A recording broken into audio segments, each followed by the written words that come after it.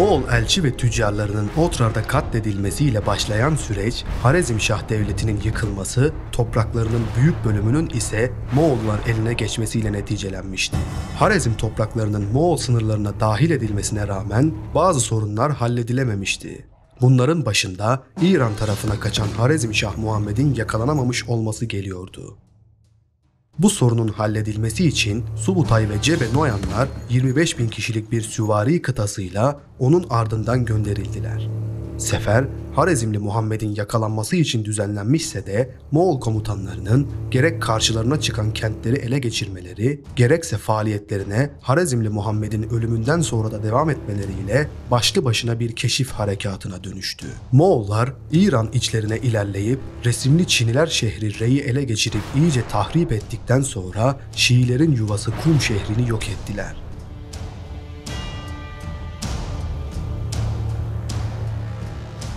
Hemedan şehri teslim olduğu için onları vergiye bağlamakla yetinirken kendilerine karşı direnen Kazvin halkını katlederek cezalandırdılar. Tebriz ise altınları sayesinde işgalden kurtulmuş ve haraca bağlanmıştı. Kış iyice bastırdığında Cebe ve Subutay Muan Ovası'ndan geçerek Gürcistan'a bir sefer düzenlediler. O zamanlar Gürcistan 3. Georgi Laşa ve Parlak tarafından idare ediliyordu ve bu Hristiyan krallığı kudretinin zirvesindeydi. Ancak Moğol komutanı Subutay'ın karşısında duramadılar. Tiflis yakınlarında yapılan muharebede Gürcü ordusu Moğollar tarafından mahvedilmişti. O sıralarda Moğol komutanları Cebe ve Subutay, Abbasi halifeliğini yok etmek için Bağdat üzerine yürümeye hazırlandılar. Böyle bir ihtimal İslam dünyası için korkunç olabilirdi. Zira tam o sıralarda 5. Haçlı Seferi ile Haçlılar Mısır'a gelip Dimyat'ı ele geçirmişlerdi. Takuka'da toplanan küçük Abbasi ordusuyla Irak'ı savunmak mümkün değildi. O yıl Moğolları Bağdat'ta, Haçlıları da Kahire'de görmek mümkün olabilirdi.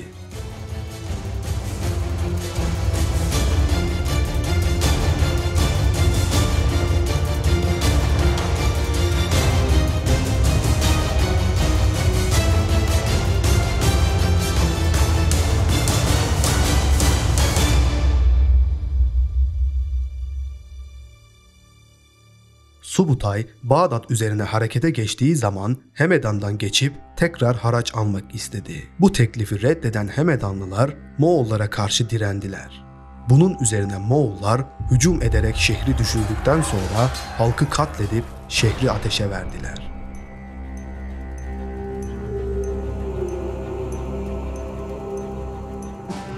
Gürcistan şövalyelerinin Moğollara karşı tekrar toplandığı haber alınınca Bağdat seferi iptal edilerek tekrar Gürcistan üzerine yola çıkıldı.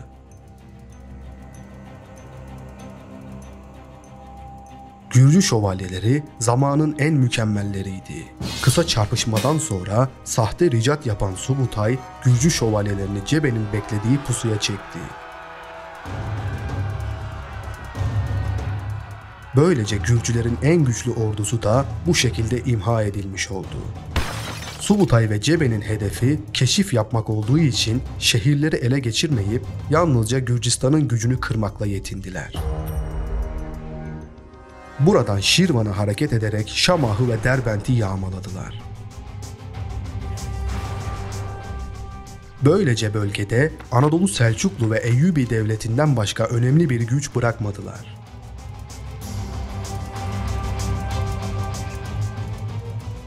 Moğollar keşif seferini genişleterek Kafkasya kuzeyindeki Alan topraklarına ilerlediler. Reşidettin'in yazdıklarına göre Alanlar ortaya çıkan tehlikeli durum üzerine komşuları olan Kıpçaklardan yardım istediler. Kıpçaklar bu yardım çağrısına müspet cevap verince Moğollar birdenbire karşılarında Alan, Abaza, Çerkez ve Kıpçak kavimlerinin kalabalık ordularını buldular.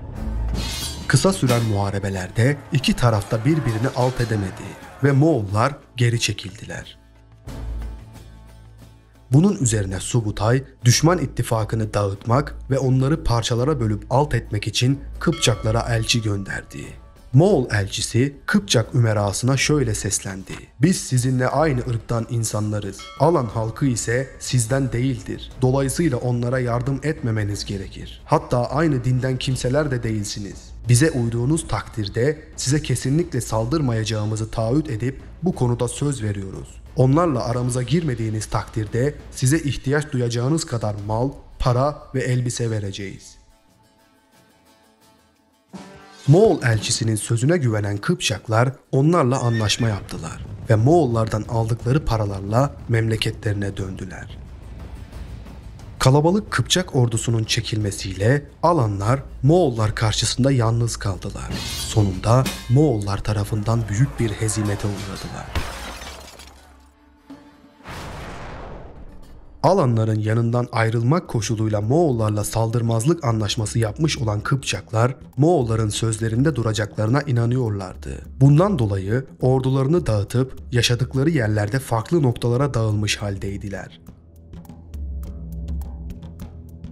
Fakat Moğol Keşif Birliği seferine ara vermeyi düşünmüyordu. Bir süre sonra Desti Kıpçak'ın güney sınırlarına saldırıda bulundular. Kıpçaklar ortaya çıkan bu durum üzerine Yuri Konçakoviç önderliğinde Moğollar ile mücadeleye hazırlandılar. Moğollara direnen Kıpçak ordusu Moğollar karşısında ağır bir yenilgiye uğradı. Öyle ki Rus kaynaklarına göre Yuri Konçakoviç dahi bu muharebede hayatını kaybetmişti.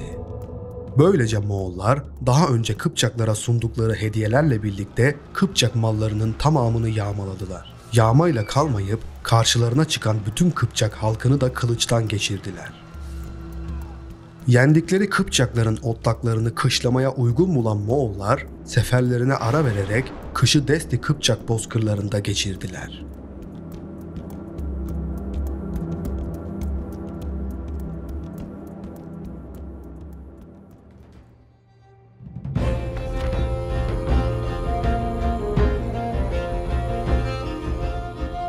Baharın gelmesiyle Moğol harekatı yeniden başladı. Onların ilk hedefi Kırım'daki zengin kentler, özellikle de Kıpçakların sıkı temas içinde oldukları Sudak şehriydi. Moğol saldırısına uğrayan kent kısa sürede ele geçirildi ve yağmalandı. Moğol komutanları bundan sonra diğer Kırım kentlerine, köy ve kasabalara saldırarak zenginliklerini artırdılar. Bu sırada Kıpçak beylerinden Kotyan'a bağlı olan bir Kıpçak ordusu Dinyeper'e doğru ilerlemiş ve Kıpçak Suru denilen yere ulaşmıştı. Rus knezlikleri ile Kıpçak ülkelerinin sınırı telakki edilen bu yere ulaşılınca Kiev knezlerine bolca altın, hayvan ve güzel kızlar ile birlikte elçiler gönderildi. Kotya'nın amacı Kiev knezliği ile ittifak yapmak ve bu yolla Moğollarla mücadele etmekti. Kroniklerin verdiği bilgilere göre Kotya'nın elçisi "Bizim topraklarımız bugün zapt edildi. Sizinki ise yarın zapt edilecek. Bize yardım edin. Eğer bize yardım etmezseniz biz bugün öleceğiz. Siz ise yarın" diyerek Moğollara karşı yardım istemişti. Esasında Moğollar Kiev knezliğine karşı henüz bir saldırıda bulunmamıştı.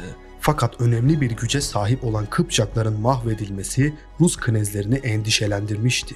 Kiev knezi 3. Mstislav çeşitli Rus knezlerine elçiler yollayarak Kiev'de bir toplantı tertip edilmesini istedi. Bu elçilik heyetinde Mstislav Rus knezlerine "Eğer biz Kıpçaklara yardım etmezsek onlar kesinlikle Moğollara teslim olacaklardır. Sonrasında da Moğolların güçleri daha da artacaktır" diyerek Kıpçaklara yardım edilmezse daha büyük bir sorunla karşı karşıya kalınacağına işaret etti. Mstislav'ın bu talebi üzerine zaten endişe içinde olan diğer Rus knezleri onun bu önerisini kabul ettiler. Yalnızca Vladimir Büyük Knezi II. Yuri, Novgorod meseleleriyle uğraşıyor olmasından ötürü teklifi reddetti. Bu sırada diğer Rus knezleri Moğollara karşı ordu toplamış ve Nisan ayında Dinyeper'in sağ kıyısında birleşmişlerdi. Toplanan Rus ordusu oldukça kalabalık bir orduydu.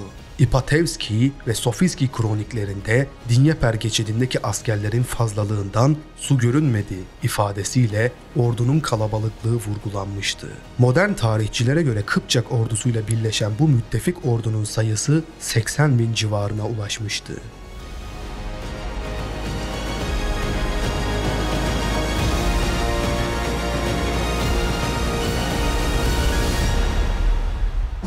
Moğol komutanı Subutay'ın emrinde ise Moğollar ve Türklerden meydana gelen 20.000 atlı bulunmaktaydı. Toplanan bu Rus Kıpçak ordusu kendilerinden 4 kat büyük bir orduydu. Olup bitenleri sıkı sıkıya takip eden Subutay, bir sene önce Alan Kıpçak ittifakını dağıttıkları gibi Rus Kıpçak ittifakını da bozarak düşman ordusunun kuvvetini zayıflatmak için 10 kişiden oluşan bir elçilik heyetini Zarup'ta bulunan Rus karargahına gönderdi. Moğol elçileri Rus knezleri tarafından kabul edilerek huzura alındılar. Söze başlayan Moğol elçisi, "Duyduk ki Kıpçakların aldatmaları üzerine bizim üzerimize yürüyorsunuz. Fakat biz ne sizin topraklarınızı ele geçirdik, ne kentlerinizi, ne de köylerinizi, ne de gelişimiz sizin üzerinizedir. Fakat biz Tanrı'nın göndermesiyle kölelerimiz ve at çobanlarımız olan aşağılık Kıpçaklar üzerine yürüyoruz. Bizimle barış düşünürseniz bizimle sizin aranızda düşmanlık olmaz. Eğer Kıpçaklar sizden kaçarlarsa bundan dolayı onları kovun ve zenginliklerini kendinize alın. Onların sizlere geçmişte pek çok kötülükler ettiklerini duyduk ve aynı zamanda bu sebepten de onlarla savaşıyoruz," diyerek onları Kıpçaklardan ayırmaya, hatta onlara karşı kışkırtmaya çalıştı. Moğol elçisinin bu mesajına Rus knezlerinin karşılığı Moğol elçilik heyetinin tamamını öldürmek ve cesetlerini Moğollara göndermek oldu.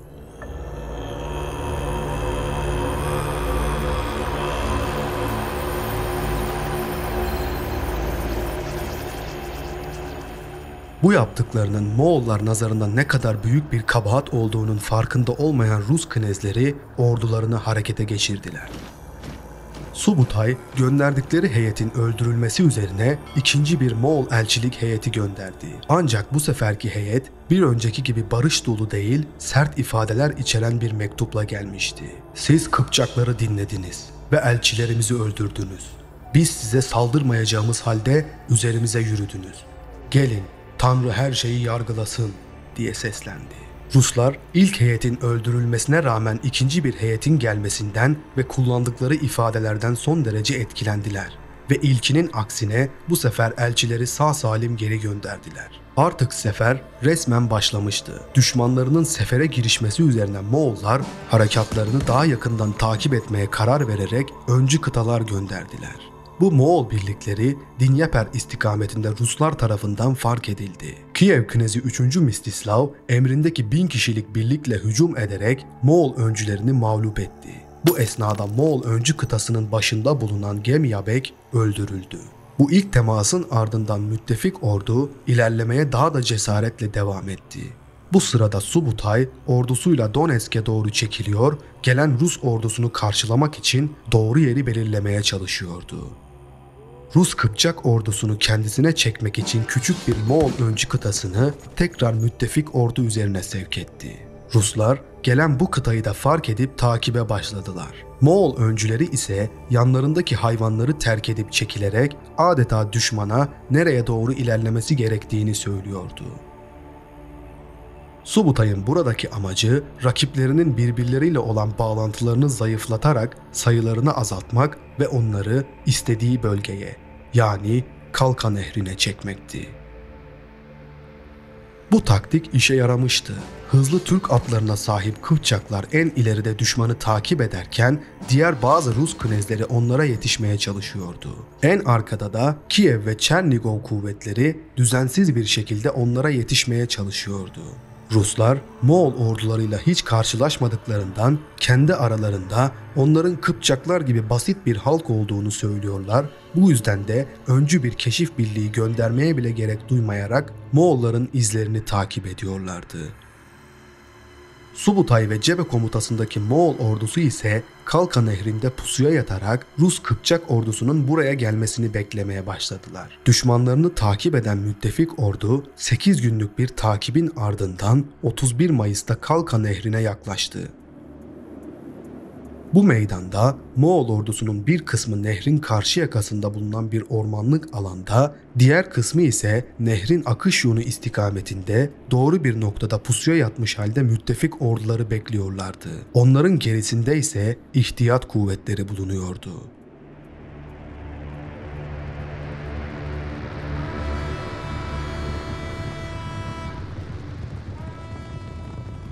Kalka Nehri kıyısına gelen müttefik ordu nehre doğru yaklaştı.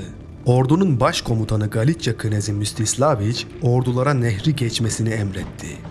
Kiev ve Çernigov kuvvetleri de nehre varmak üzereydi. İşte tam bu esnada Subutay, Rus Kıpçak ordusunun yarısının nehri geçtiğini, diğer yarısının ise nehrin karşısına yeni gelmekte olduğunu gördü.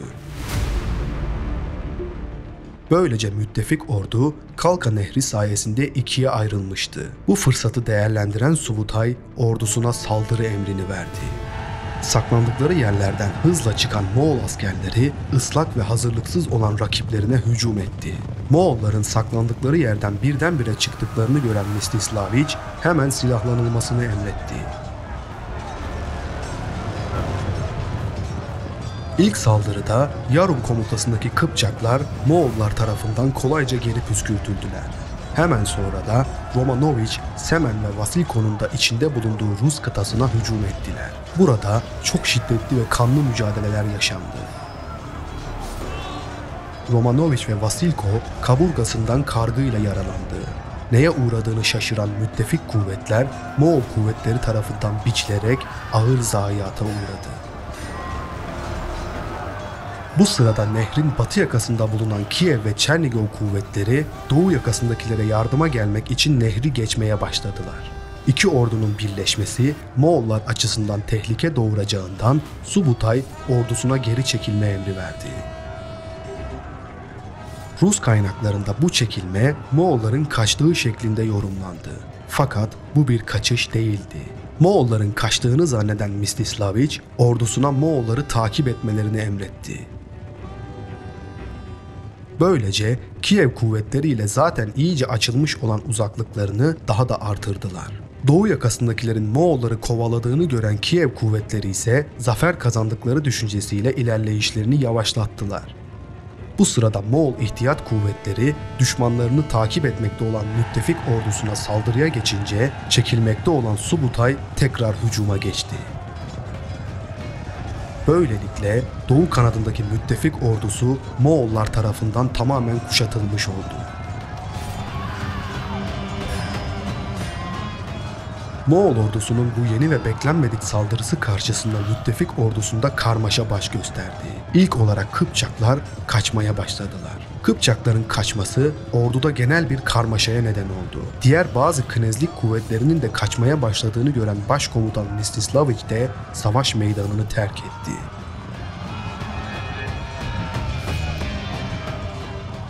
Biraz önce zafer kazandığını sandığı için rehavete kapılmış olan Kiev orduları Doğu yakasındaki müttefiklerinin kaçışmaya başladıklarını görünce endişeye kapıldılar. Kievliler psikolojik üstünlüğü kaybetmişlerdi.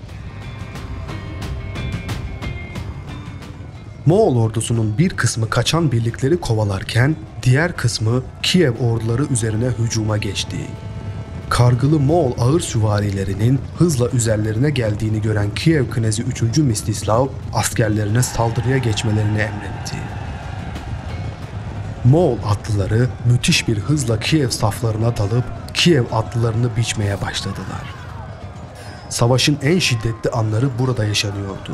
Bir taraftan Moğol çavuş oklarının ıslıkları harp sahasını inletirken neft adı verilen barut dolu keseler Moğol askerleri tarafından Kiev safları arasına atılıp adeta el bombası etkisi meydana getiriyordu.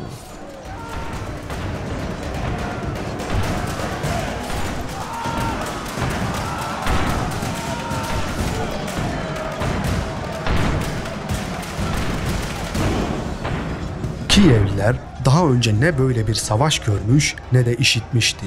Kısa süre içinde Kiev safları da dağılıp kaçışmaya başladı. Teslim olan Kievlileri kılıçtan geçirdiler. Kiev Knezi 3. Mstislav ve adamlarını tahta plakalar altında ezerek öldürdüler. Böylece savaşın başlamasının 3. gününde muharebe sahasındaki son Rus direnişi de yok edilmişti. Kalka Nehri'nde bunlar olurken Moğol ordusunun ana kısmı muharebeden kaçan Rus ve Kıpçakları takip etmeyi sürdürüyordu. Bu takip Dinyeper Irmağı'na kadar devam etti. Moğollar yakalayabildiklerini öldürdüler veya esir ettiler. Bir kısım Rus askeri Dnyeper nehrini geçerken yaşanan izdiham sonucunda boğularak hayatını kaybetti. Muharebede zaten epey kayıp vermiş olan Rusların kayıpları böylelikle daha da artmış oldu. Muharebeye katılan Rus knezlerinden çoğu kayıptı. Ne cesetleri bulunmuş ne de kendilerinden bir daha haber alınmıştı. Moğollar Kiev'e kadar bütün köy ve kasabaları yağmalayarak ilerlediler. Kiev şehrine ise dokunmadılar. Ukrayna stepleri adeta ıssız hale geldi. Ne bir direniş ne de hareket kalmıştı. Böylece Moğolların bölgedeki faaliyetleri sona erdi. Geri dönüş için hazırlığa girişen Moğollar o sırada Harezm seferinden dönen Cengiz Han'a katılmak üzere ilerlediler. Böylece Moğollar bu keşif seferiyle bu bölgelerde kendilerine kafa tutabilecek hiçbir gücün var olmadığını anladılar. Bu savaş başlangıcından sona ermesine kadar Ruslar açısından oldukça şaşırtıcı bir şekilde gelişmişti. Rusların Moğolların kimliklerini dahi doğru düzgün anlamaya fırsat bulamamaları bunun doğal bir sonucuydu. Novgorod 1. Kroniğinde geçen şu ifadeler bu durumu özetlemeye yetiyordu. Bu yıl günahlarımızdan dolayı bilinmeyen bir halk geldi. Hiç kimse kesin olarak onların kim olduklarını, nereden geldiklerini, dillerinin, ırklarının ne de dinlerinin ne olduğunu bilmiyordu. Fakat kendilerine Tatar diyorlardı. Başkaları ise Türkmen. Daha başkaları ise onların doğu ile kuzey arasındaki Etrian çöllerinden geldiklerinden bahsediyordu. Mefodi'nin belirttiğine göre onlar dünyanın sonu geldiğinde Gedon'dan ortaya çıkacaklar ve doğudan Efrades'e kadar olan her yeri ellerine geçireceklerdi. Onların kim olduğunu ve nereden geldiklerini sadece Tanrı bilir. Kitapları anlayanlar kesinlikle onların kim olduklarını bilir. Fakat biz onların kim olduklarını bilmiyoruz.